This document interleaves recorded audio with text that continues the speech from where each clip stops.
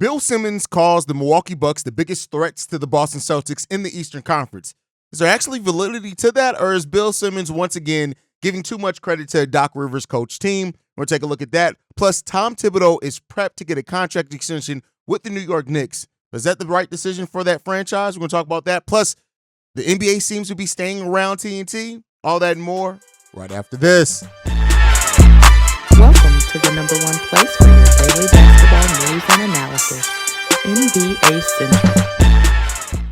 What's going on, basketball fans? Welcome to another episode of NBA Central, your number one spot for everything basketball related. I'm the host here, Haize, but more importantly, you guys can follow the channel at NBA Central Pod on every social media platform we happen to be on.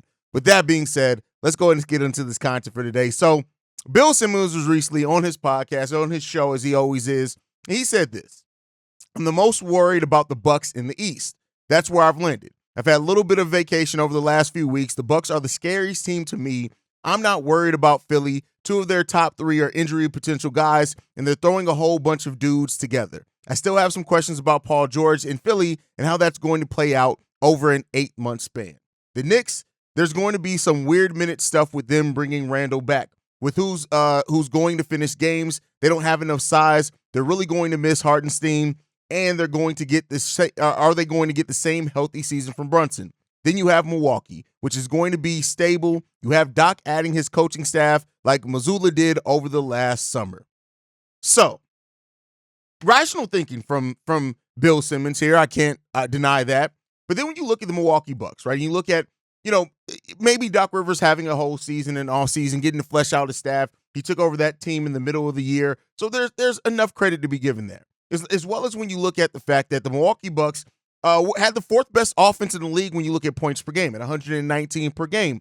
The problem with the Milwaukee Bucks was defense and depth, right? Now, have the Bucks done enough to really counteract that, I guess is the right way to phrase it, right? Have they done enough to kind of solve some of those issues? And I look at the Milwaukee Bucks team and I say, no, they haven't. Yes, they added Gary Trent Jr., who is a damn good role player. No, make no mistake about it. He's going to be able to play multiple positions for them. They still got Bobby Portis there for sure, who also can play multiple positions at the 4 and 5 for them. But when it comes down to the Milwaukee Bucks, yes, you have a top-heavy team in Dame Lillard, Chris Middleton, Giannis Antetokounmpo. Still got Brook Lopez there. Taurean Prince is a nice player that can fill in for them as well. But you're asking yourself, and the question is, do you have enough depth? Now, there are some young players like Mojan Beauchamp, who I do like, who maybe could be ready to step up to a larger role for them. Delon Wright's there as well. But there's still a lot of questions with that Bucks team. And the biggest questions that I have is on the defensive side of the ball. Now, maybe I'm overstating that a little bit, but for Bill Simmons to look at this to me and say that adamantly the Milwaukee Bucks are the biggest threat to the Boston Celtics in the Eastern Conference, I just don't agree with that. Yeah, the Knicks have some size issues, make no mistake about that, but the depth that they have there, especially the perimeter defense that they're going to be able to play, especially if it comes down to a matchup with the Milwaukee Bucks, I just look at that and say, hey, I don't know how you can overlook this New York Knicks team, but more on that in a second. Outside of them, of course, you have teams that look like they were on the rise up last year. You got the Cleveland Cavaliers as well, who won 48 games last year, one game less than the Milwaukee Bucks. You also have the Orlando Magic and Indiana Pacers to round out those top 6 teams in the Eastern Conference last year. And both those teams look to potentially get better next season with the youth that they've had on there, and especially the Orlando Magic adding KCP to that roster. There's something to be said there. And then the Philadelphia 76ers, as Bill Simmons already talked about, I get it that this is a team that we haven't really gotten to see together yet. You always kind of account for, is Joel Embiid even going to be healthy when the playoffs come around? And while we're far off from really being able to worry about that for sure, I just think that we saw enough doubt around that Milwaukee Bucks team, in my opinion, to where I just don't see how we can just say that, they're the most dangerous team in the East. At this point, you can point out things and negatives about every single team. That's just where we are at this point in the season.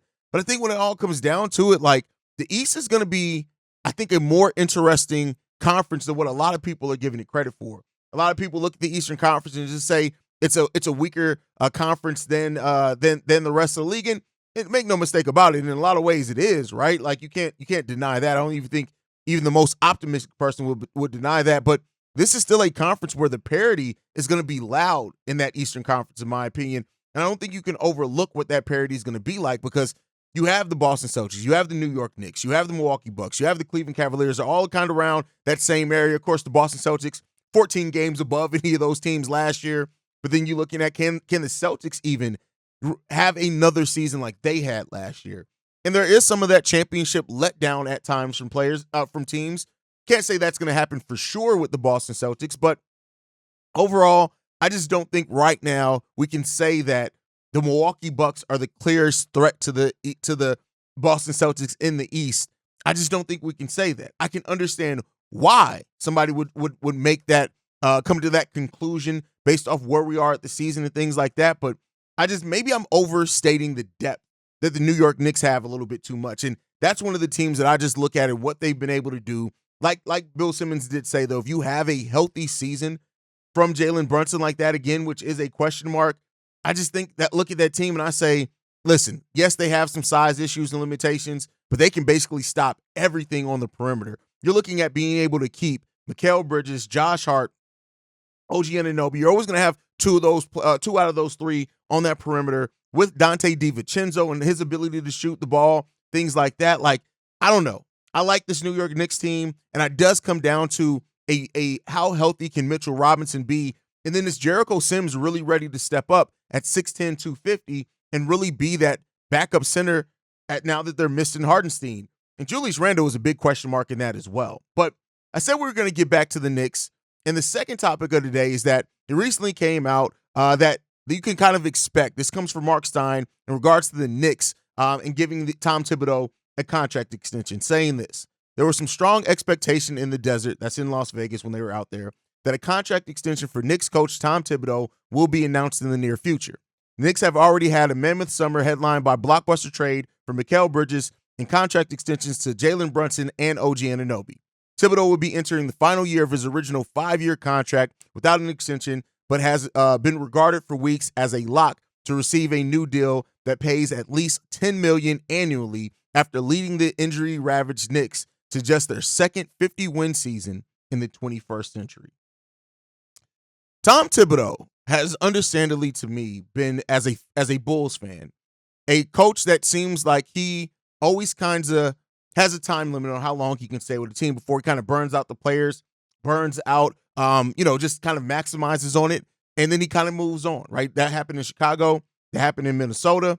But the situation here in New York does feel different. This is probably one of the first times that Tom Thibodeau feels like he has a roster that fits him, his mindset from top to bottom. Now, of course, that's led by Jalen Brunson buying in, by Josh Hart buying in, right? And the fact that the Knicks over the last 3 off seasons, maybe even you could say 4, have done something to significantly improve their team every year over those last 3 years at least, right?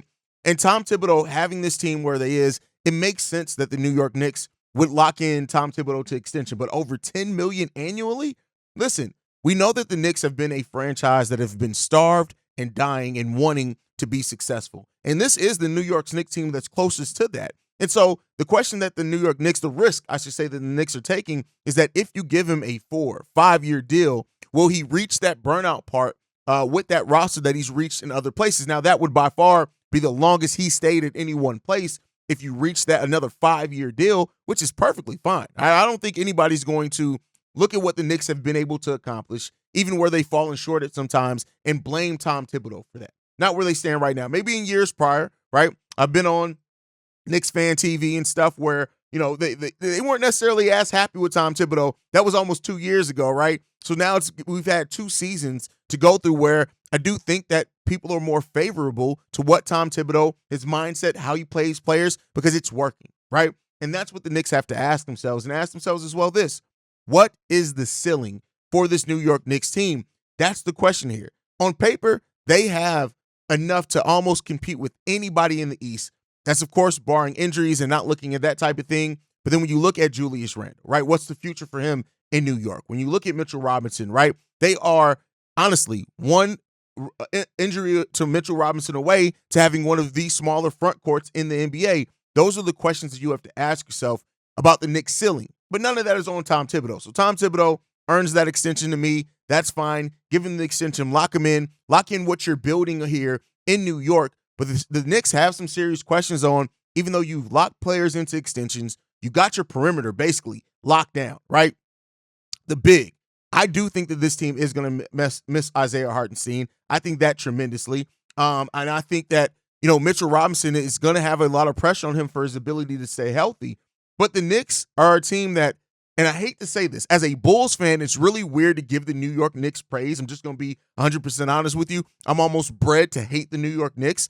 But again, I'm a basketball fan, and overall, you have to be able to be objective. And the Knicks and how they've continually improved that team get the benefit of the doubt from me right now. Now, that could change easily in a season or so, but when you look at how aggressive the Knicks have been in going out and getting talent, yeah, you're looking at that second tax apron, and of course, most teams are going to want to avoid that, but overall, it's just that it's at the point now where you have to, in my opinion, look at the Knicks and say they are one of those franchises that just keep finding ways to improve. And also, seems like they may have an owner that, as long as they're winning, doesn't care about a second tax apron, doesn't care about how much it's going to pay.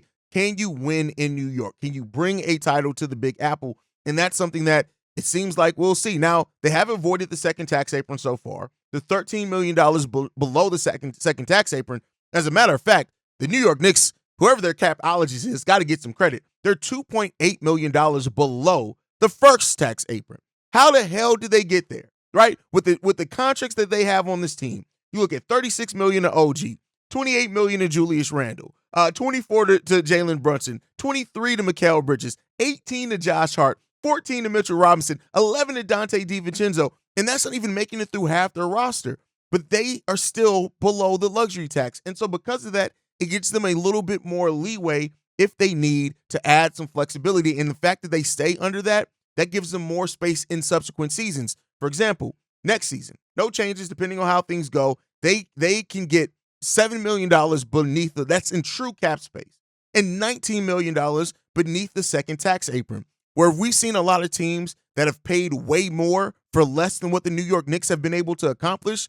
You got to give them credit for what they're doing in New York. And I, for one, like I said, those all go into the reasons why I personally I'm not betting right now against the New York Knicks. But let's see if they can actually put what the talent that they have on paper and get out of the East next season, because it is going to be a fun season to watch in the Eastern Conference, in my opinion, next year. But you guys can let me know what you think down below. Make sure you guys are following the show at Bull Central. Wrong podcast. At NBA Central Pod. You can send us any feedback, questions, comments, concerns, NBA Central Show at gmail.com. And then lastly, if you want to leave a text message and our voicemail for the mailbag, the number to do so, 773-270-2799, with the number one spot for everything basketball related. And I see you guys next time I feel like making a video. Probably tomorrow. Peace, y'all. This has been a presentation of the Breaks Media.